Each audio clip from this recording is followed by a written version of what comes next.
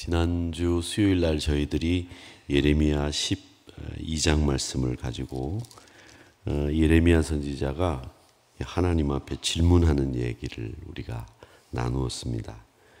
도대체 악한 자가 왜 형통합니까? 도대체 못된 사람들이 왜 평안합니까? 하나님 억울합니다. 하나님 그들을 끌어내서 죽일 날을 정하시고 저희들이 보는 앞에서 죽여주십시오. 이런 이야기를 하는 말씀을 살폈습니다. 근데 하나님이 야 예레미야야 네가 하나님이 하시는 일에 대해서 왜 그렇게 불만을 많이 가지고 있느냐 그렇게 말씀을 하시면서 하나님의 분노로 너희들을 칠 것 같으면 너부터 죽었다. 그 말씀을 하시는 거죠. 그리고 난 뒤에 오늘 13장에 넘어와서 하나님께서 이스라엘 백성들을 향해서 말씀을 증거하라고 하지 아니하시고 비유를 하나 들어서 하나님이 예레미야를 깨우쳐 주십니다. 예레미야를 하나님이 부르셨어요. 그리고는 예레미야야 너 가서 배로 만든 허리띠를 사라. 그런 뒤에 그것을 허리에 묶고 물에 닿지 않도록 유의해서 쓰거라. 사용해라. 여성분들은 허리띠를 하시는 경우도 있고 안 하시는 경우도 있지만 남자들은 옷을 입을 때 허리띠를 꼭 합니다. 저도 지금 허리띠를 했는데 이 허리띠를 남자들은 한번 하면 이게 허리에 딱 맞으면 그걸 죽으나 사나 그 허리띠를 계속 맵니다. 그런데 요즘은 허리띠가 이렇게 찍찍이 소리가 나듯이 이렇게 길이 조절이 돼가지고 드르륵 드르륵 해가지고 길이를 맞추는데 의사 선생님들이 그 허리띠 쓰지 말라고 그러더라고요. 배 늘어나는데 주범이 된대요. 그 배 늘어나면 그냥 그 허리띠를 그냥 느슨하게 풀었다가 그대로 늘어난답니다. 그래서 이 정해진 구멍이 있는 여기에 맞춰서 허리띠를 띄어야 많이 먹었는지 덜 먹었는지를 아니까 허리띠는 드륵드륵 하는 거 말고 저처럼 이렇게 허리띠에 구멍이 있는 것에 딱 맞춰서 많이 먹어서 이게 잘 안 조여지면 좀 덜 먹어야 되겠다 이런 생각을 하게 된다는 거죠. 근데 이 간혹 허리띠를 이렇게 사서 떼다 보면 이렇게 매다 보면 이 허리띠의 버클이 가죽을 누르고 있어서 이렇게 나사가 가죽을 이렇게 눌러 주어서 허리띠가 밥을 많이 먹으면 이렇게 힘을 빡 주면 이게 견뎌줘야 되는데 허리띠가 펑 하고 터지는 경우가 있습니다. 그래서 저도 2번이나 죄송합니다. 많이 먹어서 그랬습니다. 관리 집사님에게 허리띠 나사를 좀 꽉 조여달라고 해가지고 나사를 조인 적이 있었는데 가죽으로 만든 허리띠도 이 배에 힘을 주면 이 허리띠가 터지는 경우들도 생기는데 이 배로 만든 허리띠를 물에 닿지 않도록 너희 허리에 메고 다녀라 이렇게 이야기를 하셨습니다. 자 그렇게 물에 닿지 않도록 예레미야 선지자가 배로 만든 이 허리띠를 메고 다니다가 또 하나님의 부르심을 받게 됩니다. 시간이 흐른 뒤에 하나님이 예레미야야 네가 맨 그 허리띠 이제는 풀러가지고 저기 유브라데스 강가에 가서 바위 틈에 숨겨둬라 그렇게 얘기를 하시는 거예요. 근데 이 유브라데스 강은 바벨론이라고 하는 나라의 강이고 꽤 많이 떨어져 있습니다. 우리로 따지자면 저 개성이나 신의주에서 부산 정도 거리로 떨어져 있는 곳이에요. 근데 거기 가서 이 묶여있는 이 허리띠 하나를 거기다가 바위 틈에 숨겨두고 오라는 거예요. 이거 뭐 숨겨둘 게 뭐 귀한 것 같으면 뭐 금은보화나 좋은 것 같으면 유브라데스 강까지 가서 숨겨두고 온다지만 배로 만든 허리띠 하나를 숨겨두기 위해서 유브라데스 강까지 가라? 참 이거 명령을 순종하자니 참 그렇고 그런데 도무지 알 수 없는 그 이야기를 하시는 하나님의 명령을 예레미야 선지자가 듣고는 알 수도 없고 이해할 수도 없지만 예레미야는 그대로 순종을 했습니다. 말씀대로 예루살렘을 떠나서 아주 먼 길을 여행해서 유브라데스 강가 바위 틈에 거기에 숨겨두었습니다. 그리고는 자기가 알아볼 수 있는 표시를 해두었어요. 그리고 다시 예루살렘으로 돌아왔습니다. 또 며칠이 걸렸겠죠. 그리고 어느 정도 시간이 지났는데 어느 정도 시간이 지났는지는 모르겠지만 시간이 지난 뒤에 하나님이 다시 예레미야를 부르시는 거예요. 하시는 말씀이 이제 다시 유브라데스 강가로 가가지고 네가 바위 틈에 숨겨두었던 그 배로 만든 허리띠 그걸 가져오라는 겁니다. 지금 여러분 여기까지 이야기를 들으시면 어떤 생각이 들으세요? 하나님이 무슨 개 훈련시키는 것도 아니고 뭐 하는 짓인가? 이런 생각이 드는 일을 시키신 거예요. 그런데도 예레미야 선지자는 말씀에 순종했지요. 다시 몇 날 며칠을 유브라데스 강가로 가서 숨겨둔 자기가 표시해둔 곳에 가서 이 배허리띠를 찾았습니다. 이 배허리띠를 찾았는데 이 배라고 하는 것은 여러분 습기에 약하고 또 먼지에 약하고 시간이 지나면 삭는 것이 이 배의 특징입니다. 여러분 아시는 것처럼 옛날 어르신들이 돌아가시면 좋은 배로 옷을 해서 입혀드려서 보내드립니다. 그 배 옷이 잘 썩어야 되죠. 그런데 좀 값싼 배옷에는 나이론이 섞여 있어서 잘 썩지 않는다고 해서 그 배 중에서는 제일 좋은 배를 안동모시라고 해서 안동배를 최고로 칩니다. 그래서 그걸 입혀드리면 나중에 관을 이렇게 열어서 이장을 할 때라든지 조상님들을 합장을 할 때 이렇게 보면 잘 썩어 있거나 아니면 몸과 함께 잘 이렇게 분해가 돼가지고 보기도 참 좋습니다. 그런데 이 나이롱이 끼어 있으면 썩지 않고 빠듯빠듯 빛을 내고 있으면 열어보면 별로 보기 안 좋습니다. 그래서 이 횡대라든지 그 배라든지 이런 건 잘 썩는 걸 넣는데 그 배가 잘 썩는 특징을 가지고 있단 말이죠. 그 유브라데스 강가에 가서 바위 틈에 자기가 숨겨둔 배 허리띠를 끄집어내니까 벌써 습기에 먼지에 시간이 지나서 썩어 있는 겁니다. 아무 쓸모없이 허리띠가 허리에 매보니까 썩어서 툭툭 끊어져 떨어지는 겁니다. 마른 띠를 습기 많은 강가에 숨겨두었으니까 더더욱 그랬겠죠. 가죽도 시간이 지나면 썩고 떨어지고 끊어지는데 배 허리띠가 이 습기 많은 강가에 숨겨두었으니 뭐 당연히 그렇게 됐겠지요. 이게 썩으니까 기능을 상실한 겁니다. 허리띠가 아니죠. 더 이상 아무짝에 쓸모없어진 허리띠를 예레미야 선지자는 본 겁니다. 이 명령을 통해서 예레미야에게 하나님이 하시려고 하는 말씀과 교훈이 있는 겁니다. 먼저 이 배허리띠를 처음 사서 메고 다닐 때는 하나님이 예레미야 선지자에게 물에 적시지 말라고 하셨습니다. 1절을 같이 읽어보겠습니다. 시작. 여호와께서 이와 같이 내게 이르시되 너는 가서 배띠를 사서 내 허리에 띠고 물에 적시지 말라 하시기로. 이 말은 새 것 그대로 상하지 않도록 유의해서 착용하라는 말입니다. 어떤 분들은 물건을 써도 깨끗하고 또 아주 정갈하게 쓰시는 분이 있는가 하면 어떤 분들은 물건을 사면 사는 날 바로 중고 중에서도 중고가 되는 분들이 계세요.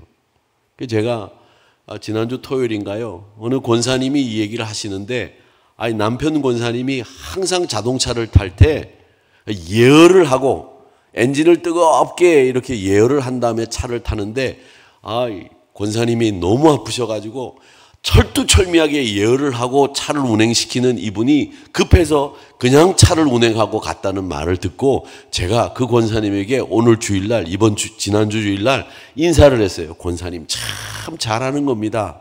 왜? 물건을 아껴서 쓰시는 분이라는 거죠. 이 자동차가 요즘에는 좋아서 예열을 안 하고 타도 된다. 거짓말입니다. 어떤 엔진이든지 차는 예열을 해서 뜨겁게 적당한 온도로 올린 다음에 운행을 하면 차가 부드럽게 잘 나가고 엔진 수명이 길어집니다. 요즘에야 워낙 차가 흔하니까 그렇게 안 써도 된다 하지만 저는 그렇게 아껴서 쓰시는 권사님이 계시다는 말을 듣고 참 기분이 좋았어요. 어떤 물건이든지 아껴 쓰시는 분이 있고 어떤 물건이든지 함부로 쓰시는 분들이 있는데 오늘 하나님은 이 배허리띠를 잘 아껴서 쓰라는 거예요. 부정하지 않도록 우상 숭배나 다른 나라의 신에게 절하지 않고 거룩한 주의 백성답게 살라는 뜻으로 물에 적시지 말고 성결하게 구별된 백성으로 살라는 뜻이 여기에 담겨 있는 겁니다. 여러분도 상하기 쉬운 여러분의 믿음을 여러분 심령 안에 잘 담고 계시는데 이건 여러분들이 잘 관리하셔야 됩니다. 그 은혜를 잘 관리하셔야 되고요. 여러분이 받은 굳건한 그 믿음도 잘 관리하셔야 되고요. 물에 적시지 않도록 하셔야 됩니다. 이게 오늘 하나님이 물에 적시지 말라는 말씀을 우리 생활 속에 적용해 보면 그렇게 되는 거죠. 또 하나 유브라데스 강가에 이 배허리띠를 숨겨두라고 말씀을 하셨는데 이 말은 뭐냐면 이스라엘 백성들이 곧 유브라데스 강가에 있는 바벨론이라고 하는 나라로 끌려가서 포로 생활한다는 예언이기도 합니다. 물리적으로 지리적으로 이 유브라데스 강은 예루살렘에서 굉장히 멀리 떨어져 있습니다. 게다가 또 썩었다라고 하는 것은 이스라엘 백성들이 지금 하나님을 버리고 우상을 쫓으면서 교만해진 결과로 하나님과의 관계가 완전히 끊어진 것을 보여주는 비유가 바로 이 유브라데스 강가에 숨겨두라는 명령 속에 담겨 있는 뜻입니다. 오늘 비유는 단순히 하나님과의 떨어진 관계를 얘기하는 게 아니라 하나님과 이스라엘과의 관계가 깨졌다는 것이고 하나님이 슬퍼하신다는 것이고 하나님이 이스라엘과의 관계를 회복하시기 위해서 간절하게 원하고 계시다는 메시지가 여기 담겨 있는 거예요. 오늘도 중요한 것은 여러분의 삶이 하나님과 얼마나 밀착하게 가까워져 있습니까? 하나님과 멀리 떨어져 있습니까? 하나님과 가까이 밀착된 삶을 살고 계십니까? 한번 여러분의 삶을 점검해 보시기 바랍니다. 하나님의 영광이 드러나는 삶을 살고 있느냐? 하나님이 나를 사랑하고 있다는 것을 내가 몸소 실천하고 있느냐? 하나님의 인도함을 받고 있느냐? 그 결론이 15절입니다. 말씀하고 있습니다. 결론처럼 우리가 해야 될 일을 말씀하고 있죠. 같이 읽어보겠습니다. 시작. 너희는 들을지어다 귀를 기울일지어다 교만하지 말지어다 여호와께서 말씀하셨습니다. 제가 늘 말씀드리지만 여호와께서 말씀하셨다라는 말이 문구 안에 들어가면 어떤 말이라고요? 이 말은 안 지키면 죽는다는 말이에요. 이 무서운 말이란 말이죠. 여호와의 말씀이니라 여호와의 명령이니라 하고 하시는 말씀들은 안 지키면 죽어요. 그렇게 무서운 말씀인데 그 무서운 말씀이 뭐냐? 하나님 말씀 들어라. 귀를 기울여. 교만하지 말어. 이 말씀을 하나님이 하셨다라고 하는 겁니다. 그러니까 여러분 오늘 이 중요한 하나님과 가까워질 수 있는 밀착할 수 있는 가장 좋은 방법은 뭐냐면 말씀을 듣고 교만하지 않고 늘 겸손한 마음으로 하나님의 뜻을 순종하는 일. 예레미야가 말도 안 되는 명령이지만 그 유브라데스 강까지 가서 배허리띠를 숨겨두고 오는 이 순종의 모습을 우리도 배우자는 거예요. 여러분 제가 오늘 여러분들에게 말씀을 드리겠습니다. 여러분 오늘 나가실 때 여러분 가지고 계신 옷 중에서 제일 좋은 옷을 저기 제가 지난주에 갔던 목포 앞바다에 가서 그 앞바다 모래틈에다가 잘 숨겨두고 오시기 바랍니다. 아이 목사님 그 택배로 보내가지고 그럼 거기다가 우체부 보고 뭐 숨겨두라고 하겠습니다. 이렇게 얘기하시거나 또 말씀을 들었다고 하더라도 제가 그 다음 주일날 와서 우리 사랑하는 성도 여러분 지난주에 제가 말씀드린 대로 목포 앞바다에 모래사장에다가 숨겨두라고 했던 그 옷 이번 주에는 가서 찾아오시기 바랍니다. 그러면 드디어 우리 목사님이 오락가락 하더니 정신이 나가셨구나. 예레미야도 충분히 그렇게 생각할 수 있었을 겁니다. 왜? 상황이 그렇잖아요. 배허리띠를 물에 적시지 말고 차다가 유브라데스 강까지 가가지고서 숨겨뒀다가 또 찾아오라고 그랬다가 이게 말이 되는 얘기입니까? 썩은 띠 쉽게 끊어집니다. 띠 기능이 없습니다.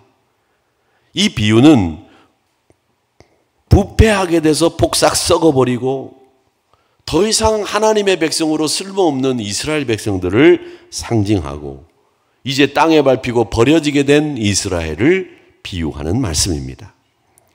띠가 기능을 잘 수행할 수 있을 때가 언제입니까?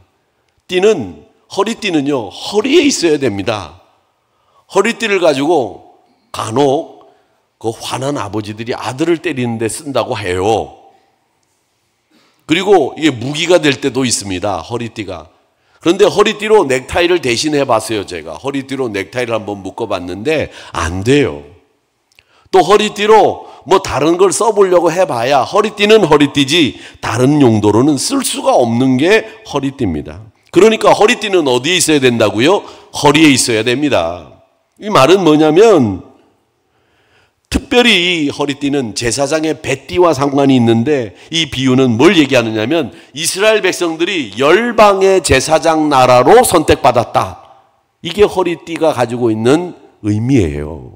그런데 허리띠가 허리에 있지 않고 쓸모없이 썩어버렸다는 말은 제사장 나라로 열방을 위해서 하나님의 말씀을 증거해야 되는 이스라엘이 그 기능을 상실했다. 이런 말입니다.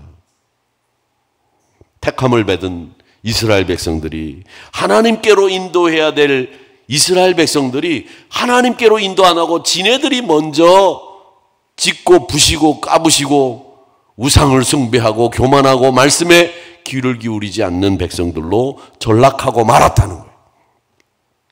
하나님 없이 살 수 있다고 고집을 피웠던 이 이스라엘 백성들은 결국 썩은 뱃띠와 같은 무익하고 쓸모없는 존재가 됐다는 거예요. 여러분, 우리가 맡은 사명들이 있죠. 여러분 맡은 사명들이 있습니다. 무슨 사명이든지 집에서는 어머니, 아내, 교회에서는 집사님, 권사님, 장로님 사명들이 있으시죠. 그 사명들은요, 사사로운 생각이나 감정에 휘둘려서 해서는 안 되는 거예요. 사명은 그냥 충성스럽게 말없이 그냥 하나님의 뜻을 위해서 여러분들이 감당하셔야 되는 일이죠. 내가 기분 좋으면 하고 기분 나쁘면 내가 에이 관도 안 해. 이게 아니라는 거죠. 이런 마음을 가지게 되면 오늘 이 썩은 뱃띠의 교훈을 잘 들으셔야 되는 겁니다. 바벨론 포로라고 하는 심판을 받는 이스라엘 백성들을 보세요. 자기가 좋은 대로 유익한 대로 따라 살면서 하나님의 말씀 사명 다 까먹은 거예요. 제사장의 뱃띠라고 하는 열방을 향해서 복음을 전해야 되는 사명도 잊어버리고 썩어서 아무 쓸모없는 허리띠가 되고 말았다는 거죠. 그렇다면 여러분, 우리는 정말 하나님께 붙어있는 허리띠처럼 살고 있느냐? 괜찮아 보이지만은 속은 썩어서 하나님과 점점 멀어지고 있는 것은 아닌가? 이 하나님과 멀어지게 하는 썩은 뱃띠가 되게 하는 것이 몇 가지가 있습니다. 그 중에 제일 먼저 생각할 것이 오늘 이스라엘 백성들 향해서 하나님이 말씀하신 것처럼 제일 중요한 게 뭐냐면 교만입니다. 교만은요, 다른 사람 앞에서 나를 자랑하는 게 아니고요, 하나님보다 자기가 높다고 생각하지 않습니다. 예수 믿는 사람들이 하나님보다 내가 높아 이렇게 엉뚱한 생각을 하고 말도 안 되는 생각을 하시는 분들 없어요. 그런데 교만하다는 거예요. 그게 뭐냐 하면 하나님의 뜻보다 자기 생각과 자기 뜻을 우선하는 것, 그게 교만인 거죠. 하나님을 신뢰하는 태도가 아니죠. 자기 생각을 신뢰하는데 자기 생각이 맞았다고 하는 것을 하나님 앞에 승인받으려고 하는 이런 태도로 신앙생활을 하시는 거예요. 이게 교만한 거죠.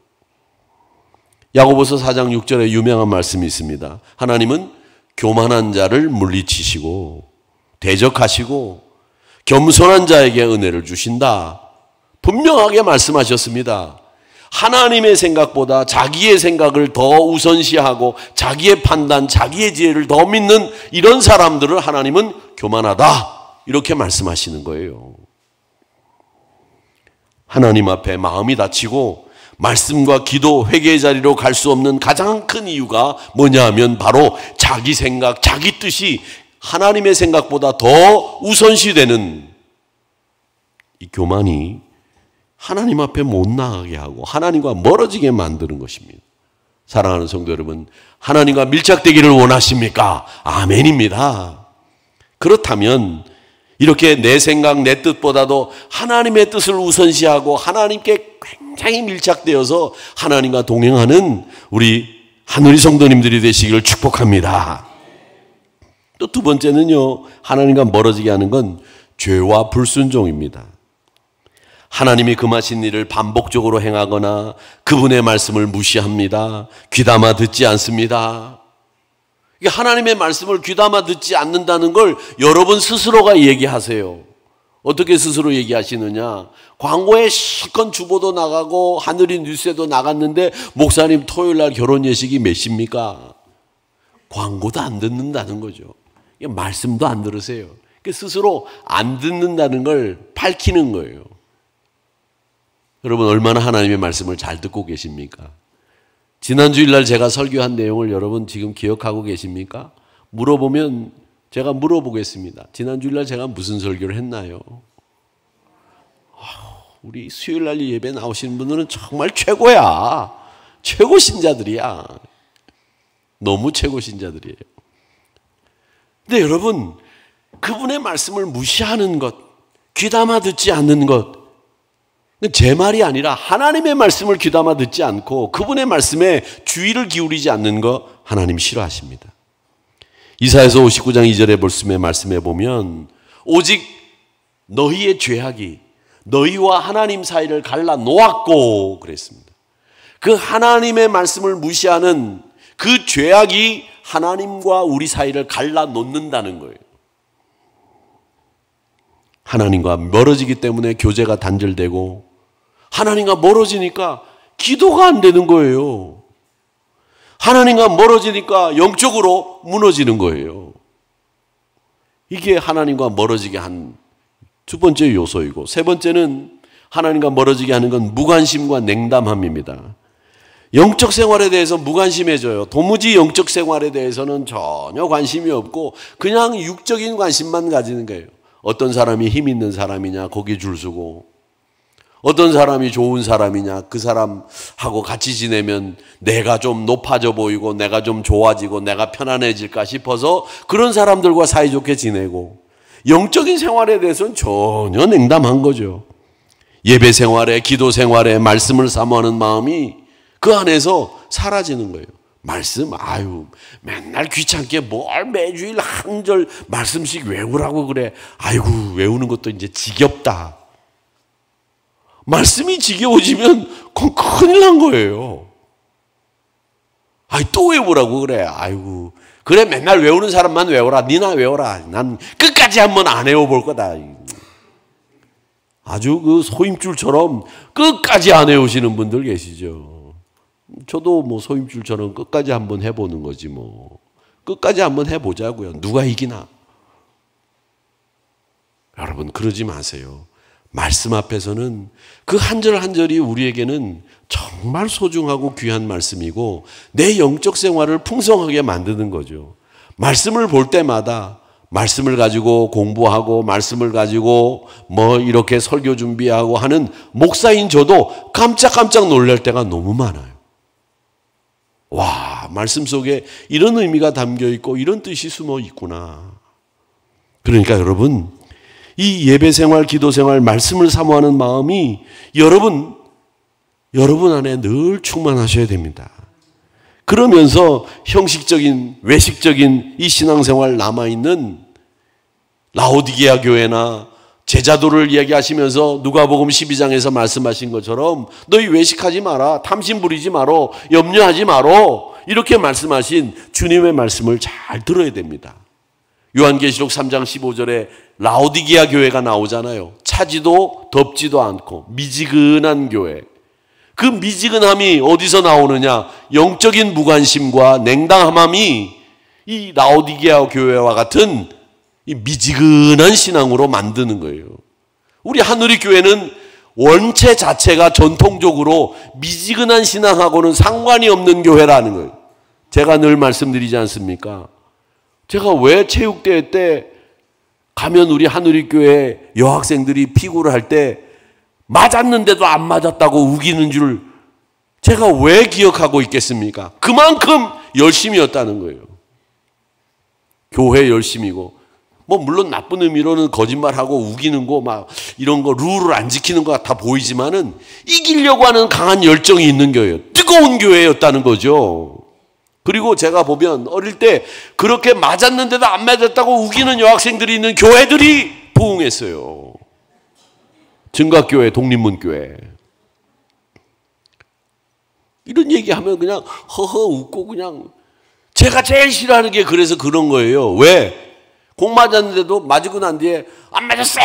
이렇게 우기면서 그냥 해야지. 이게 부흥하는 교회의 특징인데 맞았으면 그냥 그러고 나가. 그리고 밥 먹을 때나 나타나. 그런 교회는 부흥하지 않아요. 미지근하거든 신앙생활이. 뜨거워야죠.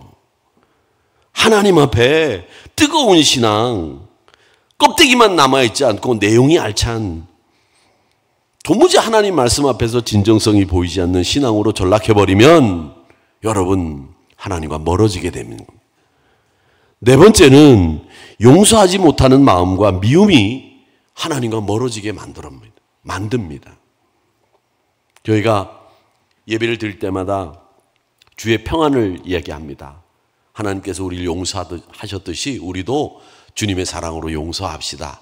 주님의 평안이 여러분 안에 넘치기를 바랍니다. 인사하고 여러분들이 막 손도 흔드시고 인사들 하시잖아요. 그게 뭐를 얘기합니까? 우리 예배의 가장 중요한 요소 중에 하나가 그 시간이에요. 그 시간은 그동안 못 만났던 분들과 인사하는 시간이기도 하지만 내 안에 이웃을 향한 사랑의 마음을 가득 채우는 시간이고 내 안에 하나님을 향해서 이제 뜨거운 사랑을 표현하는 시간, 그리고 많은 사람들에게 평안을 빌어주는 시간이 그 시간인 거예요. 그래서 내 안에 주의 평안이 있기를 바랍니다 라고 하는 마음으로 주님의 평화라고 얘기하고 다른 사람에게도 주님의 평화가, 주님의 평안이 함께 하시기를 바랍니다, 샬롬의 복이 여러분에게도 함께 하십시오 라는 이야기를 하시는 거거든요.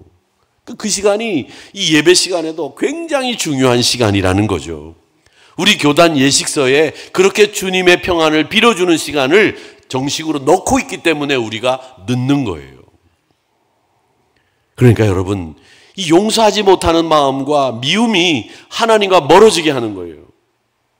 사람을 용서하셔야 되고 미움을 가져서는 안 됩니다. 하나님의 사랑도 가로막는 결과를 초래합니다.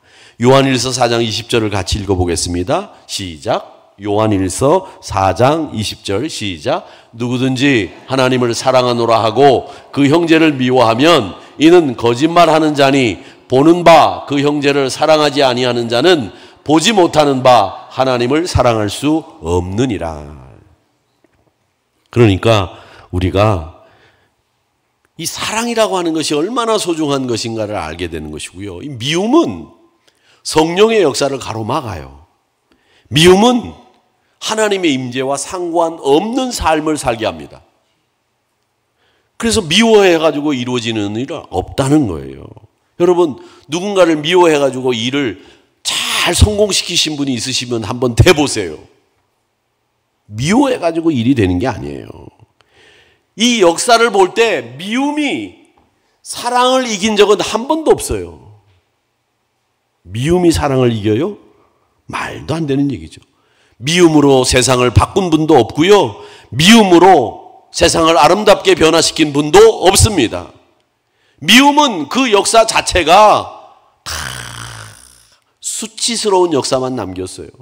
유대인들을 그렇게 미워하던 히틀러가 유대인들을 600만 명이나 죽여놓고 수치스러운 역사의 주인공이 되지 않았습니까? 미워하고 뭐를 할 수 있다고 생각하십니까? 그러니까 이 미움이라고 하는 게 하나님과 멀어지게 만드는 거예요. 여러분 마음속에 미워하는 분이 있다면 지금 이 시간에 그분을 사랑하는 마음으로 바꿔달라고 기도하셔야 돼요. 기도하셔야 돼요. 말이지, 인간은 매일 아침도 밥 차려줬더니 금방 돌아서서 설거지 끝나니까 점심 차려달라고 그래? 그리고 난데 내가 친구들 좀 만나러 잠깐 나갔다 오려고 그러면 저녁은 어떻게 하냐고 물어봐. 아이고, 이런 삼시기를 내가 그냥 가만둬? 아이고, 원수지 원수. 미워하지 마세요. 그 남편 때문에 지금까지 행복하게 살았고 자식들 결혼 다 시켰고 그 남편 때문에 지금 내가 있는 거 아닙니까? 아닌 그렇습니까? 미워하지 마세요. 불쌍히 긍휼히 여기세요. 아이고 내가 아니면 이거 그냥 어떻게 그냥 아이고 갖다 놔도 내 쓸 때도 하나도 없는데 내가 아니면 이거 어떡하나 이런 생각으로 긍휼히 여기시라고요. 네? 미워하지 마세요. 그리고 또 남편 되시는 분들도 좀 있으면 친구들 좀 만나러 좀 나가세요. 나가. 아니면 교회를 오셔서 목사들 밥 먹을 때 와가지고 짜장면이라도 먹을 때 같이 드시든가. 삼시세끼를 집에서 왜 먹어요? 에? 교회 오세요, 교회. 제가 먹을 때 제가 한술 덜어 드릴게. 에? 그리고 친구들 만나러 나가시고 그러셔야죠. 그 밥 안 차려준다고 앉아가지고 핑핑거리고 미워하고 말이지 그냥 평생 밥 차려준 그 아내를 그냥 들고 업고 다녀도 못할 판에 지금 미워하고 앉아있어요? 되겠어요? 제가 우스갯소리로 얘기했지만 다른 교회는 그런 분들이 정말 계시거든요. 목사님한테 가가지고 목사님 우리 남편 좀 구원해 주세요. 뭘 구원해요? 하루 종일 집에 있는 거 좀 구원해 주세요. 제가 돈을 드릴 테니까 목사님 좀 불러내서 밥 좀 사주세요. 목사님이 사주는 것처럼 그런 권사님이 계시대요.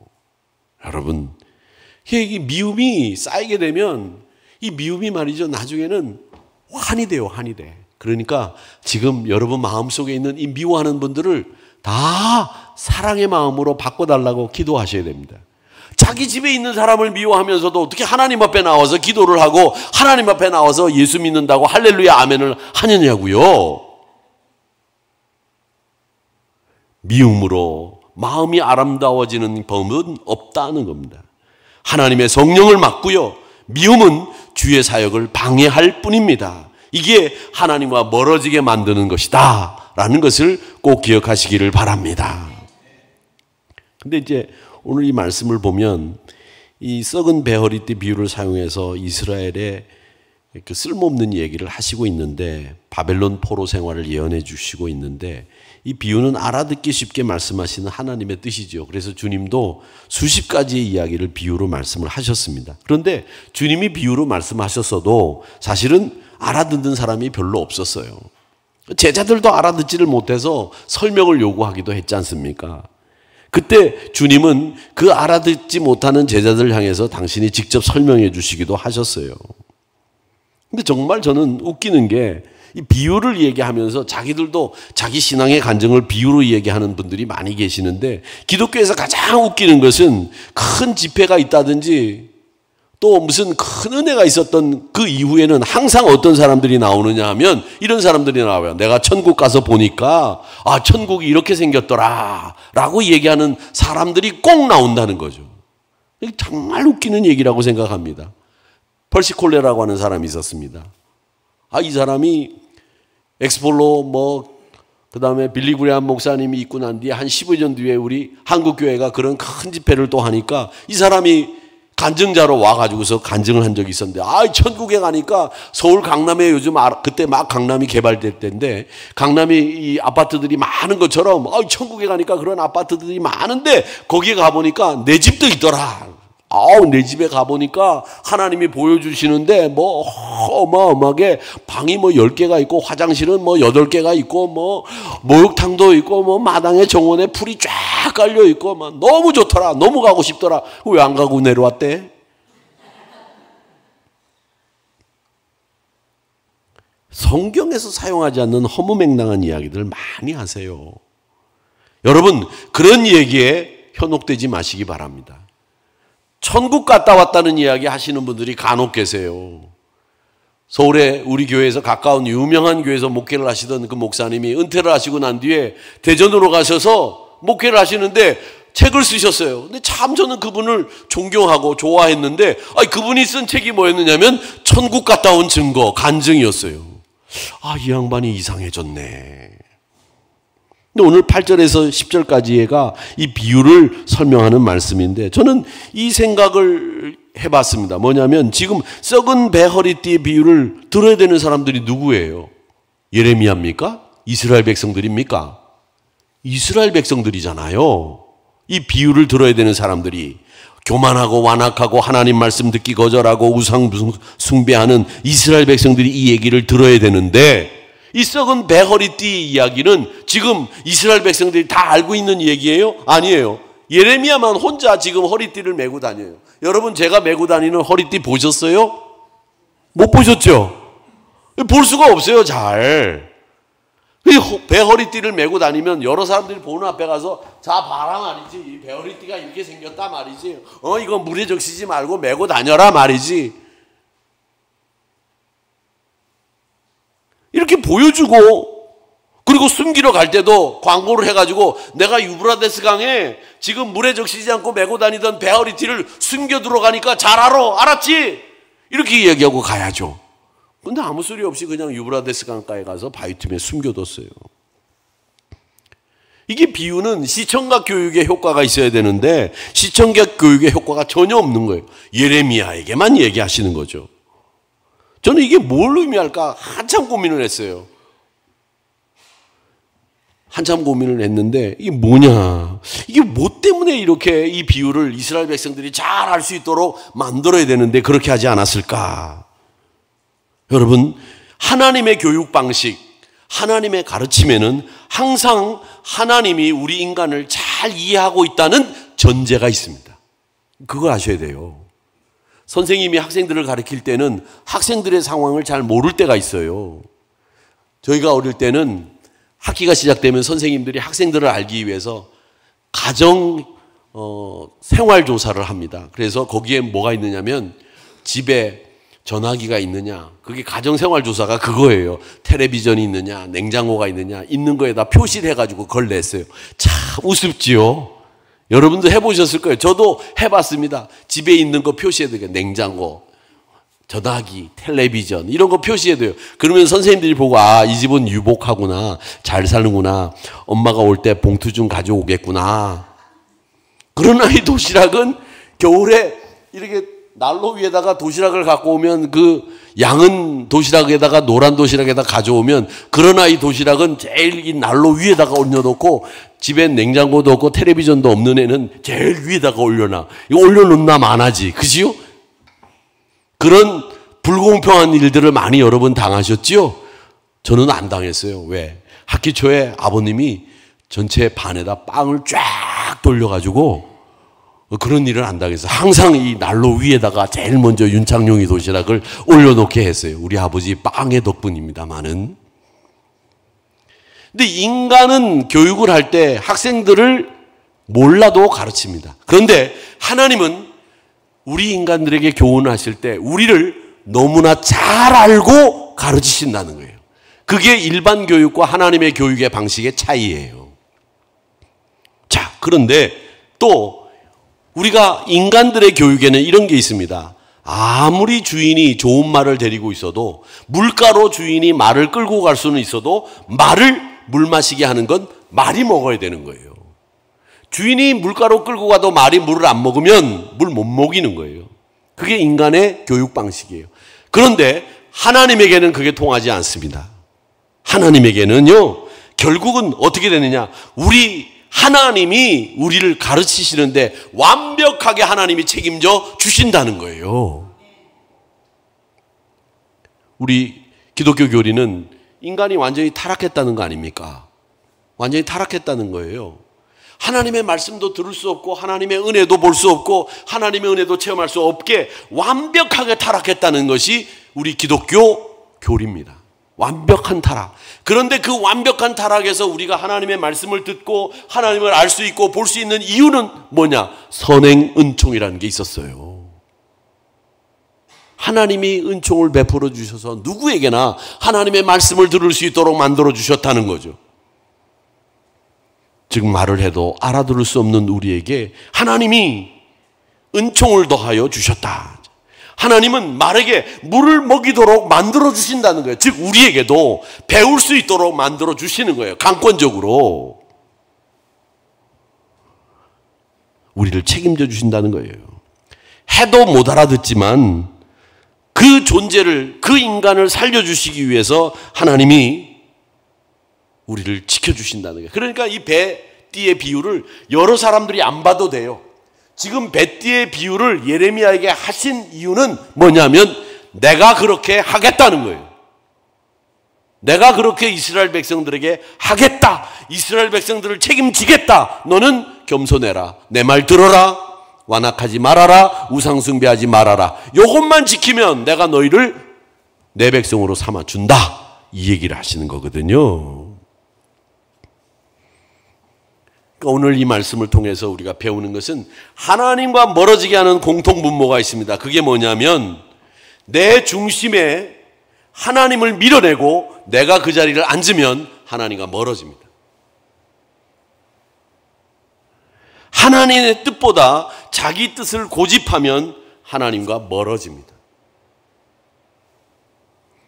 하나님과 멀어지셨다면 다시 하나님과 가까워진 삶을 살겠습니다. 이렇게 다짐하는 저와 여러분이 되시기를 축원합니다. 진심으로 하나님은 겸손한 사람을 들어쓰십니다. 그러기에 오늘 10절 말씀에 보면 이 악한 백성들이 하는 일이 뭐냐? 제일 먼저 내 말 듣기를 거절하고, 이 말씀을 들어야 됩니다. 교만과 상관없이 살아야 됩니다. 말 듣기를 거절하고 교만해서 썩은 허리띠가 되는 일을 삼가해야 합니다. 우리 신앙 썩습니다. 우리는 하나님과 끊임없이 가까워지기를 원합니다. 야고보서 4장 8절 말씀, 아까 제가 말씀을 드렸지만 우리 같이 읽고 기도하도록 하겠습니다. 같이 읽겠습니다. 시작. 하나님을 가까이 하라. 그리하면 너희를 가까이 하시리라. 죄인들아 손을 깨끗이 하라. 두 마음을 품은 자들아 마음을 성결하게 하라. 아멘. 이 말씀을 통해서 하나님을 날마다 가까이 하는, 그리고 하나님이 우리를 가까이 할 수 있도록 만들어가는 신앙의 주인공들이 다 되시기를 주님의 이름으로 축복합니다.